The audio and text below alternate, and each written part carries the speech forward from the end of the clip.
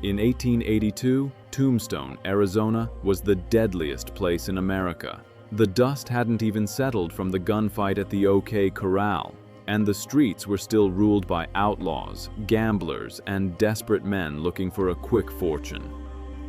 Into this chaos walked a young couple. They were flashy, they were wealthy, and they were hopelessly in love. They had pockets full of cash, and they made sure everyone in town knew it. They checked into the town's most luxurious bridal suite for their honeymoon, closed the door, and were never seen alive again.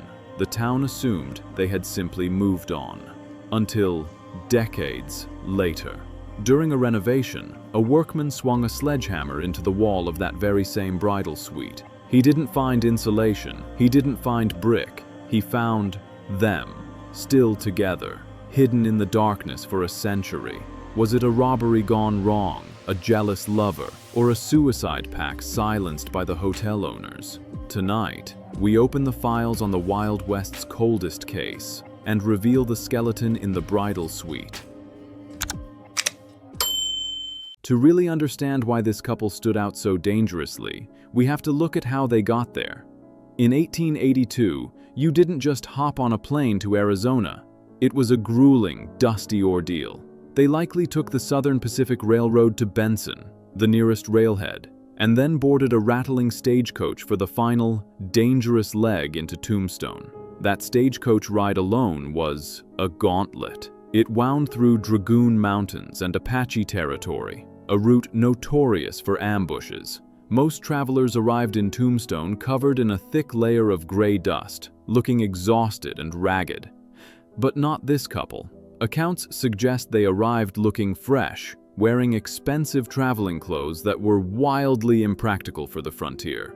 The groom wore a tailored frock coat and a derby hat, the uniform of an Eastern banker or businessman.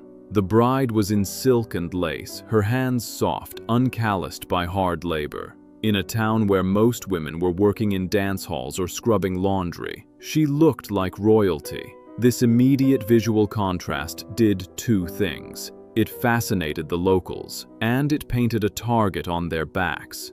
They were visibly distinct, obviously wealthy, and painfully naive about the sharks circling in the water. Tombstone itself was a boomtown on fire with silver fever. It was the fastest-growing city between St. Louis and San Francisco, a place of extreme contradictions. You had opera houses and fine dining next door to opium dens and 24-hour gambling halls. But beneath the veneer of civilization, it was a war zone. This was the era of the cowboys, a loose gang of outlaws who wore red sashes and terrorized the borderlands. The law was fractured. You had the Earp brothers and Doc Holliday enforcing city ordinances on one side, and Sheriff Johnny Bean protecting the rural interests on the other. If you were a stranger in town and you got into trouble, you couldn't just call the police. The lines between the lawmen and the criminals were often blurred. A deputy marshal by day might be a highwayman by night. Our couple, accustomed to the organized police forces of the East Coast, likely had no idea that the man pinning a badge to his chest might be just as dangerous as the man holding the gun. They were living very, very well. They didn't just have money, they had gold. In the 1880s, paper currency was viewed with suspicion in the West. Gold was king. And this couple paid for everything, their meals, their drinks, their room, with heavy double eagle gold coins. Every time the groom slapped a $20 gold piece on the bar, the sound rang out like a dinner bell for every thief within a mile. Witnesses noted that he wasn't cautious, he was celebratory. He was treating the saloon patrons, buying rounds, and boasting about his beautiful new wife. Historians speculate they may have been fleeing something themselves. Why come to Tombstone for a honeymoon? It was dangerous, dirty, and loud. It wasn't a romantic getaway, it was a hiding spot. Were they running from a disapproving wealthy family back east? Were they star-crossed lovers using the chaos of the frontier to disappear? If so, they found a hiding place, just not the one they intended. They chose the bridal suite because it promised safety and luxury. The hotel was a fortress of adobe and brick, designed to keep out the scorching heat and the noise of the street. The suite was opulent, featuring imported velvet furniture, a large vanity, and thick rugs. The staff brought up a lavish dinner on a silver tray, accompanied by a bottle of imported French champagne. Guests in the hallway heard them laughing, clinking glasses, and toasting to their new life. The last confirmed sighting was around 8 p.m., when a maid delivered fresh linens. She reported that the couple seemed blissful, perhaps a little tipsy, but entirely safe.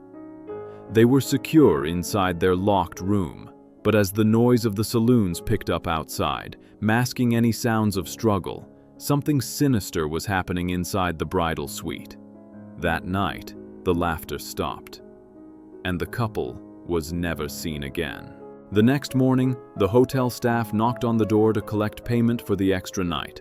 No answer. When they finally used the master key to push open the heavy oak door, they found nothing. The room was pristine. The bed hadn't been slept in. The sheets were still tucked in tight military corners. But the couple's luggage was gone. Their fine clothes, their jewelry, the silver hairbrush the bride used, all vanished. And most importantly, the heavy bag of gold coins was missing. The hotel manager was furious, but not suspicious of foul play. He assumed they were hotel beaters, grifters who had climbed out the window in the dead of night to avoid the bill. It was a common occurrence in boomtowns. The local sheriff filed a routine report for theft of services. No search party was sent out. No telegrams were sent to the east. The town simply shrugged and moved on. The bridal suite was cleaned, aired out, and rented to the next guest by sunset. For over 5 decades, life in the hotel went on. The seasons changed. The silver boom turned to a bust. The mines flooded, the Earp brothers left, and Tombstone quieted down into a ghost town. But inside that bridal suite, time stood still. Think about the horror of the situation. For 50 years, thousands of guests stayed in that room. Newlyweds, businessmen, weary travelers. They slept in the bed, dressed in the mirror, and laughed over dinner, completely unaware that just inches away, separated only by a layer of lath and plaster, 2 corpses were slowly turning to dust. It's no wonder the room developed a reputation. Long before the wall was opened, there were stories. Maids hated cleaning that suite. They reported cold spots that defied the desert heat. Some claimed that the smell of lavender perfume, a popular scent in the 1880s, would suddenly fill the room and then vanish as quickly as it came. Others heard the distinct sound of whispering coming from the corner of the room where the wall was thickest. Guests would complain to the front desk about the couple next door, keeping them awake, arguing in hushed tones, only to be told that the room next door was empty, or that it was an exterior wall. The hotel staff usually dismissed these as tall tales. But looking back now, those stories take on a much darker meaning. Were they restless, or were they trying to tell someone where they were? Then came the renovation. It was the mid-20th century, and the hotel was undergoing modernization to attract the new wave of Route 66 tourists. Workmen were tasked with expanding the bridal suite, which meant tearing down a non-load-bearing wall. A workman swung a sledgehammer, expecting to hit hollow space or wooden studs. Instead, the hammer thudded against something soft. He swung again, breaking through the plaster, and a cloud of ancient, stale dust puffed out into the room. He shone his flashlight into the dark cavity between the studs. He didn't see insulation. He saw a boot, a dusty leather boot, with a foot still inside it. As they peeled back the wall, the full horror was revealed. Standing there, wedged into the narrow space between the studs, were 2 figures. The dry, arid climate of Arizona acts as a natural preservative. The lack of moisture in the adobe walls meant that the decomposition process was incredibly slow, almost a natural mummification. They weren't just skeletons, they were recognizable as people. Reports from the discovery suggest that remnants of their clothing were still intact. The lace on the bride's dress, the fabric of the groom's frock coat, These items survived the century. This creates a heartbreaking snapshot of their final moments. They weren't dressed for bed. They were fully clothed, perhaps preparing to go out for a final night on the town, or perhaps they had just returned. The autopsy, or what could be performed of 1 decade later, revealed the couple hadn't run away. They had been murdered right there in the room. The leading theory shifted instantly to robbery. It's believed that someone, perhaps a hotel employee who had seen the gold, or a bandit who had trailed them from the train station, ambushed them. But the position of the bodies challenges the simple robbery theory. They weren't thrown in haphazardly like trash. They were placed. Some accounts suggest they were found huddled together, almost in an embrace, bound by strips of cloth. A bandit in a rush, panicked and covered in blood, usually dumps a body as quickly as possible. But to place them together, to seal the wall back up with such precision that it went unnoticed for 50 years, that suggests time. It suggests calculation. This leads us to the final, and perhaps most terrifying, possibility. What if there was no murder at all? Some historians believe the couple may have entered a suicide pact, a Romeo and Juliet ending to a forbidden romance. Imagine the scene. The hotel owner unlocks the door the next morning to collect the rent. He finds 2 bodies. In 1882, a double suicide in your best suite isn't just a tragedy.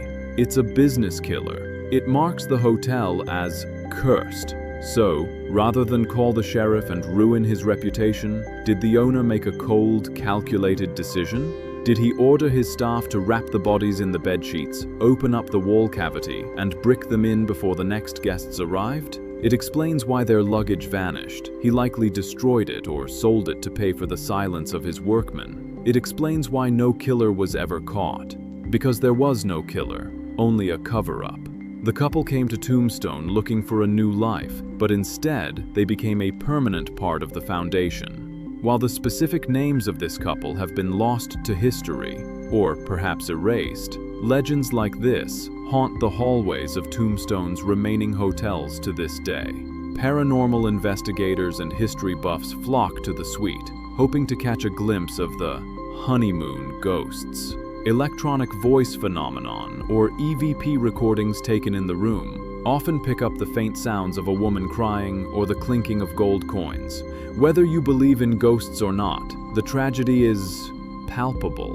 We don't even know their names. The hotel register from 1882 was lost or destroyed, meaning these 2 lovers are buried in a grave marked only by mystery. They are the unknown soldiers of the American frontier. Whatever the truth, whether they were victims of the Wild West's greed or a tragic romance lost to time, they remain one of the most haunting chapters in Tombstone's history.